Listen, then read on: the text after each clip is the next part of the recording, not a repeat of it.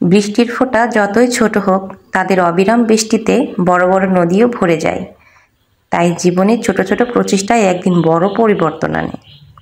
Hello everyone, আসসালামু আলাইকুম। কেমন আছেন সবাই?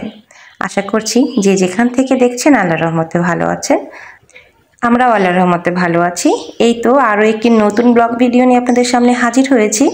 আজকে সকালে নাস্তার পর থেকে কি করলাম তাই খুব ছোট্ট আকারে আপনাদের সঙ্গে শেয়ার করতে চলে আসলাম। আশা করছি ছোট্ট একটা লাইক দিয়ে আমার ভিডিওটি দেখা শুরু করবেন। ভিডিওর কোথাও কোনো অংশ একটুও ভালো লেগে গেলে প্লিজ আমার চ্যানেলটি সাবস্ক্রাইব করে পাশেই থেকে যাবেন। সকালে নাস্তা শেষ করেছি। বড় ছেলে চলে গিয়েছে স্কুলে, বড় ছেলের বাবাও বের হয়ে গিয়েছে তার কাজে।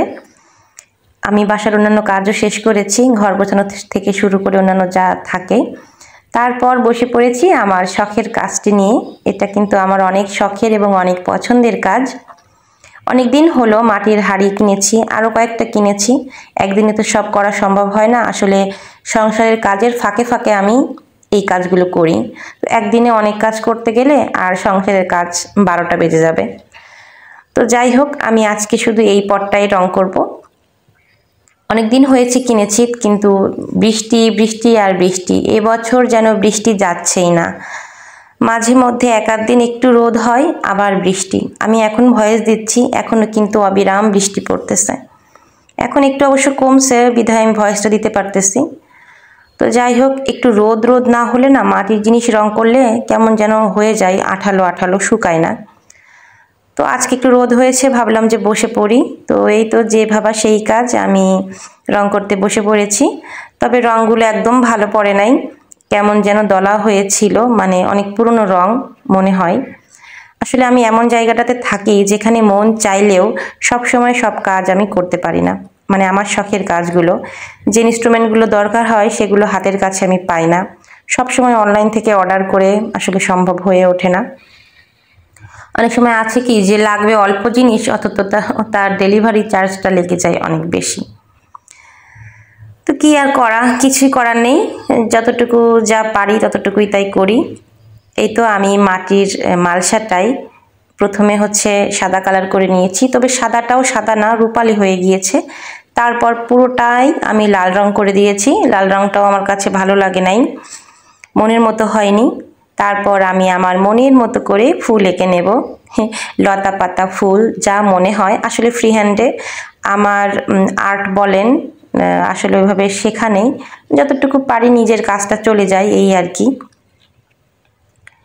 প্রথমে আমি সবুজ রং দিয়ে ডাল এঁকে নিচ্ছি। আর মাটির পাত্র তো প্রথমে একটু সাদা কালারটা করে নিলে না, মানে রংটা বসে, তার জন্য করে নিয়েছিলাম সাদা কালারটা। আবার কেউ চাইলে শুধু যেটা মানে চান একবারে সেটাও দিতে পারেন, অসুবিধা নাই। আর এই মাটির জারটা আমি খুব কম দামে কিনে নিয়ে এসেছি। এখানে আমি একদম কমে পেয়েছি, তবে আগে যেখানে ছিলাম সেখানে অনেক চড়া দামে কিনতে হতো, সেখানে খুব একটা ভালো পাওয়া যেত না। আজকে কিন্তু প্রচণ্ড গরম পড়েছে, আমি ফ্যান দিয়ে কাজ করতেছি বারান্দায় বসে। আসলে পরিবেশটা খুব ভালো লাগছিল, আমার পাশে অনেকগুলো গাছ লাগানো আছে, আমার কাছে খুবই ভালো লাগতেছিল।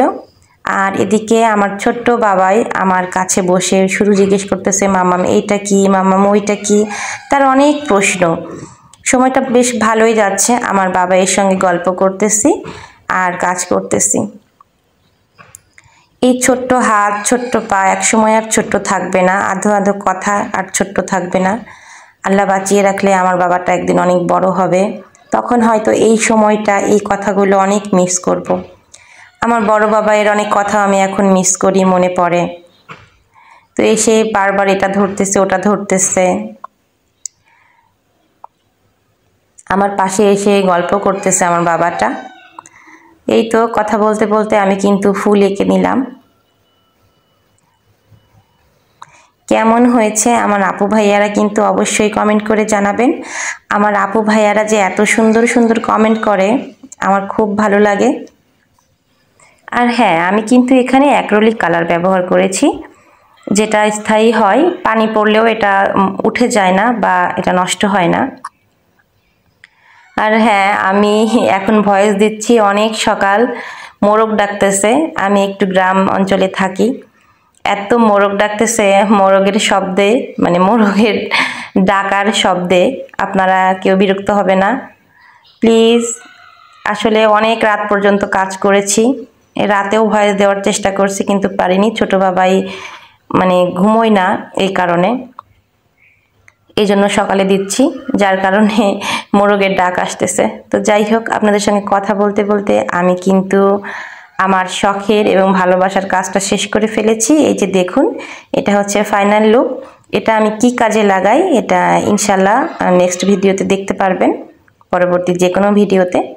আসলে ভিডিও করে রাখি কিন্তু সাজিয়ে গুছিয়ে মানে টাইম টু টাইম দেওয়াই অলসতা এসে যায়, এই আর কি।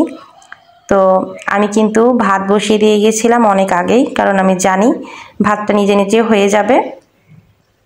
শুধু মাটির জিনিস রং করলে তো হবে না, দুপুরে খাবারের আয়োজন করতে হবে, না হলে তো না খেয়ে থাকতে হবে।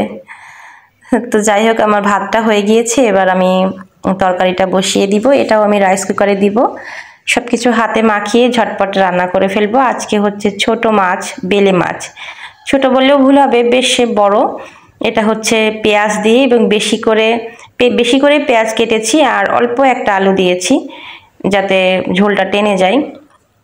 শুধু পেঁয়াজ দিলে না একটু পানি পানি থাকে, আমি এটা একদম মানে নিচে লাল লাল করে চচ্চড়ি করব আর কি। বেলে মাছের এই চচ্চড়িটা আমরা সবাই অনেক পছন্দ করি। হলুদ লবণ দিয়ে আর তেল দিয়ে হাতে মেখে কাঁচামরিচ পেঁয়াজ কেটে আমরা এই তরকারিটা রান্না করি। সব কিছু মেখে একবারে দিয়ে দিই, তার সাথে একটু তেল দিব।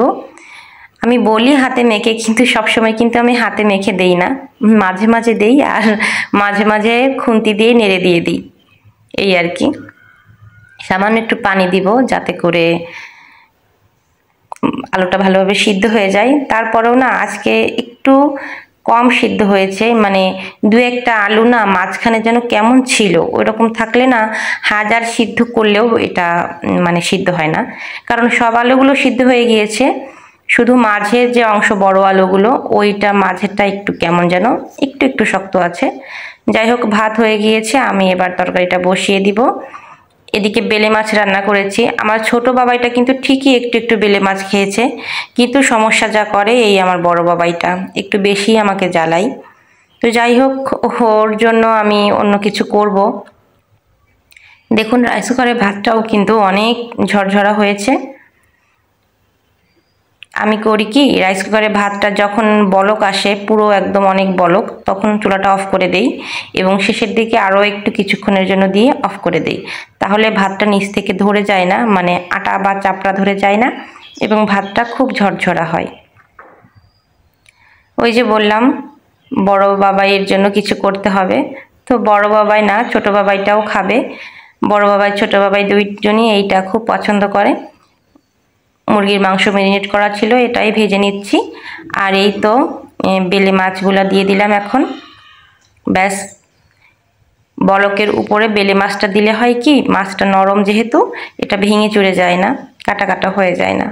একটু নাড়াচাড়া দিয়ে আমি ঢেকে এটা রান্না করে নিব, আর কিছুক্ষণ পর এই ঢাকনাটা খুলেই রান্না করব, যাতে করে এটা ভালোভাবে মানে নিচ থেকে পানিটা ভালোভাবে শুকিয়ে যায়, ঢাকা থাকলে পানিটা শুকাতে চায় না।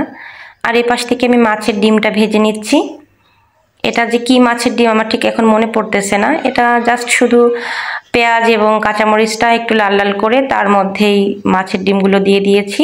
অনেকে মাছের ডিমগুলো একটু হাত দিয়ে চটকে নেয়, তবে আমি আর চটকে নিইনি, এটা খুন্তি দিয়ে নাড়াচাড়া করতে করতে থেতো করে দিলেই ব্যাস রান্না হয়ে যাবে।